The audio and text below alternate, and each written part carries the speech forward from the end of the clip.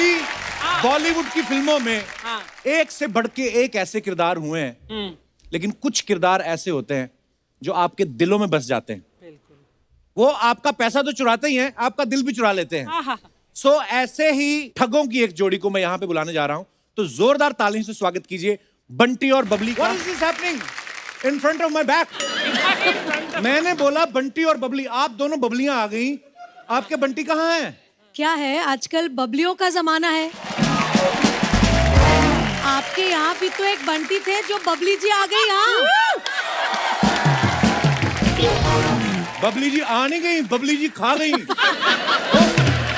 वैसे भी अगर मैम सैफ सर को गायब कर सकती है तो मैंने भी सिद्धांत को गायब कर ही दिया है। बहुत अच्छा किया, इससे अच्छा कुछ हो ही नहीं सकता। आइए आइए प्लीज। हाँ। यहाँ पे विराजमान हो जाइए।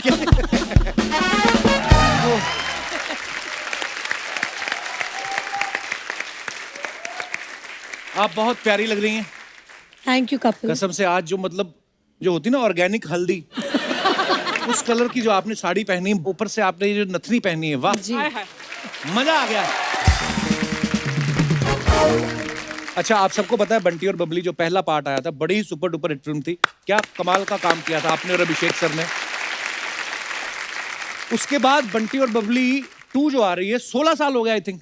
जी, तो ये स्क्रिप्ट वो 2005 में आई थी। हाँ 2005 में जी। तो स्क्रिप्ट तैयार नहीं हो रही थी कि शर्वरी के बड़े होने का वेट कर रहे थे आप? एक्चुअली शर्वरी का बड़े होने का वेट कर रहे थे कि कब मेरे जैसे कोई खूबसूरत आएगी।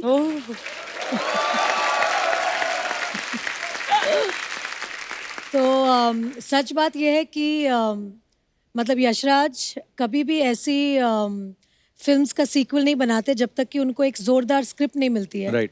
और दिस इज बंटी बबली 2.0, मतलब एक नई कहानी है, बहुत ही अलग वे में है। इसमें और भी मजा है क्योंकि इसमें नए बंटी बबली है। वाह।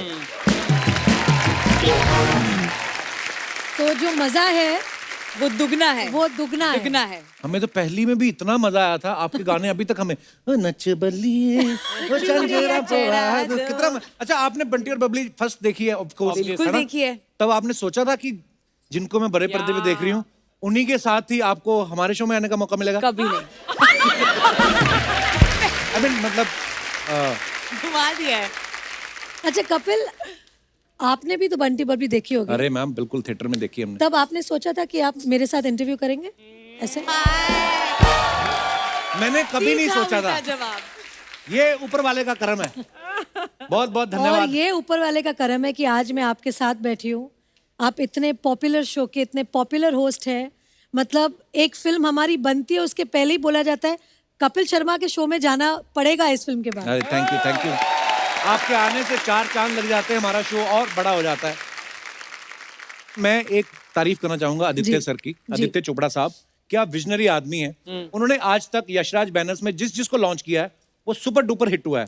और नजर देखो, पारखी नजर, बीवी भी चुनी तो रानी, ऐसे नहीं कि कोई कमला निर्मला, मतलब रानी। तो अब मैं ये आपसे पूछना चाहता हूँ कि अब जब आप कोई फिल्म करती हैं जी, तो स्क्रिप्ट अब आप खुद चुनती हैं कि वो आपके लिए चुनते हैं? नहीं, स्क्रिप्ट तो मैं ही चुनती हूँ। घर में बॉस मैं हूँ। कहने की जरूरत है? जी। वो अपने ऑफिस में बॉस है, लेकिन जो मुझे सबसे अच्छी बात उनकी लगती है और इसलिए शायद मैं उनके प्यार में भी पड़ी कि वो औरतों को बहुत इज्जत देते हैं, बहुत रिस्पेक्ट करते हैं। और मुझे आज तक मुझे जैसे मैं बीवी हूँ तो टेकन फॉर ग्रांटेड ऐसा नहीं। वो अब भी मुझे Rani Mukherjee as an actress, as a star देखते हैं। क्या बात। और जब भी एक स्क्रिप्ट आती है और अगर उनके डायरेक्टर ने कहा कि हमें रानी के पास जाना है कि रानी करेगी, वो सीधे बोलते हैं आप सीधे जाइए, सीधा स्क्रिप्ट सुनाए, अगर वो करती है तो अच्छा है, मैं उसे कुछ नहीं बोल सकता। क्या बात है।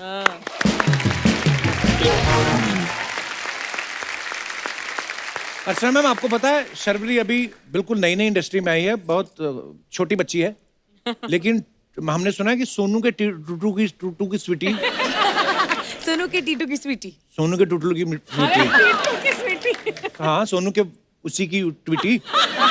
तो उसमें आप असिस्टेंट डायरेक्टर थी आप? जी, बल्कि वो नहीं, बाजीराव मस्तानी, प्यार का पंचनामा 2 और सोनू के टीटू की स्वीटी। क्या बात है, वाह।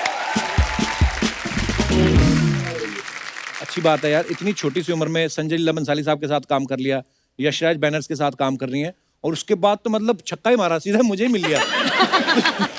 पर शर्वरी, जब तुमने एज एन एडी ज्वाइन किया था तो ये सोच के ज्वाइन किया था कि this is a stepping stone to मतलब एक्टिंग? जी मैम, बिल्कुल। मैं फिल्म फैमिली से नहीं आती हूँ, मुझे मालूम नहीं था कि एक सेट पे कैसे एक फिल्म बनाते हैं। तो पहली बार जब मैं फिल्म सेट पे गई थी, बहुत फनी स्टोरी है, मुझे मालूम नहीं था कि क्लैप देनी होती है, मुझे लगता था क्लैप करना है एक्टर्स के लिए। तो तब मुझे पहली बार पता चला कि क्लैप एडी क्या होता है, एक सेट का माहौल कैसे होता है। और हम एक्चुअली एज एक्टर्स हमें बहुत ज्यादा क्रेडिट मिल जाता है, पर एक बहुत बड़ा क्रू एक फिल्म बनाने के पीछे होता है, तो एक जो रिस्पेक्ट उनके लिए होती है वो मैं कभी नहीं भूल पाऊंगी। और वो आगे जाके भी मत भूलना जब तुम स्टार बनोगी। जी मैम, बिल्कुल। Yes.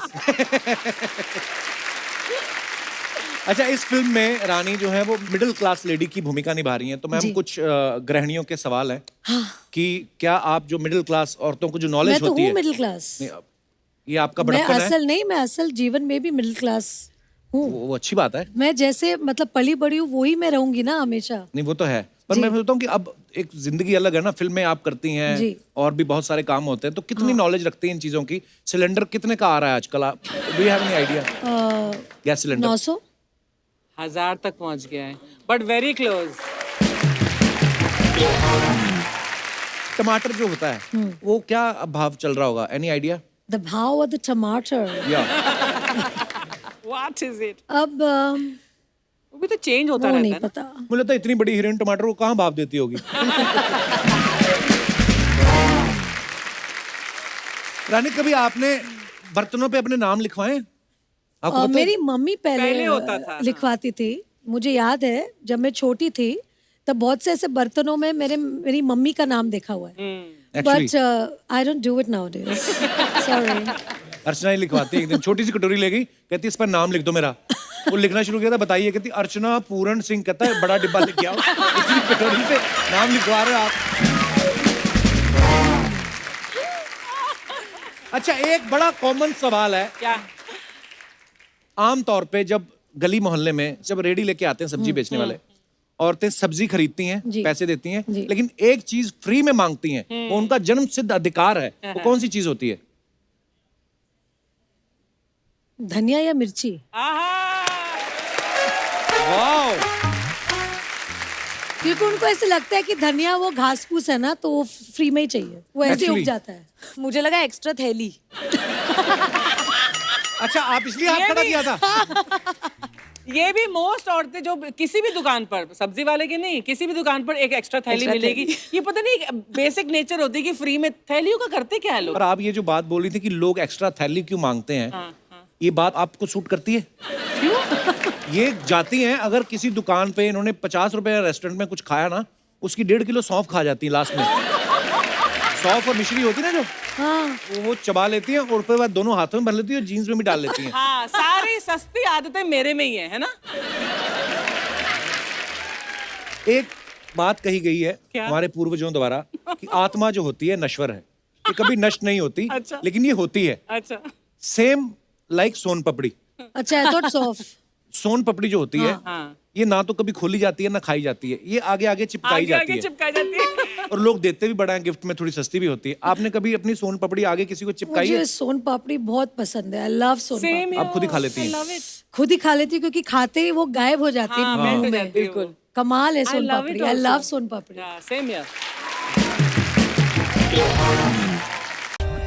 For more updates, subscribe to our channel, click the show links and enjoy watching the videos.